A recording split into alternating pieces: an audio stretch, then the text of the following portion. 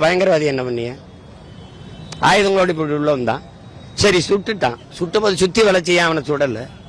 அவன் பாதுகாப்பா தப்பி போற வரைக்கும் என்ன பண்ணீங்க? போர் தொடுத்தீங்க உடனே இல்லையா? 10 நாள் கழிச்சு ஏன் போர் தொடுக்கிறீங்க? இத்தனை கேள்விகள் இருக்குல்ல, எதுக்கு பதில் இருக்கு?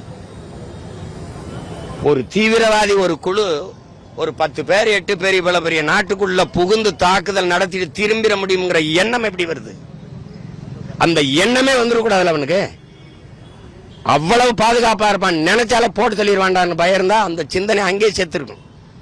ஏற்கனவே புல்வாமால சரி விட்டுட்டீங்க, தாக்கிட்டான், அது ஒரு படிப்பினை இல்லையா? அப்ப கூடுதலால பாதுகாப்பு இருந்திருக்கணும். அதுவும் ஒரு சுற்றுலா தலத்துல பகல்காம் பகுதியில் கேட்டா எங்களுக்கு சுற்றுலா தலம் ஆக்குனதே தெரியாதுன்றீங்க. இது தெரியாதுன்னு சொல்றதுக்கு ஒரு அதிகாரம் வச்சுக்கிறதா? கவனம் இல்லாம நடந்துருச்சு, தெரியாம நடந்துருச்சு. சொந்த நாட்டு மக்களை பாதுகாக்கிறது வழி இல்ல, பாதுகாக்கிறதுக்கு முடியல. பாதுகாப்புக்கு நின்ற ராணுவ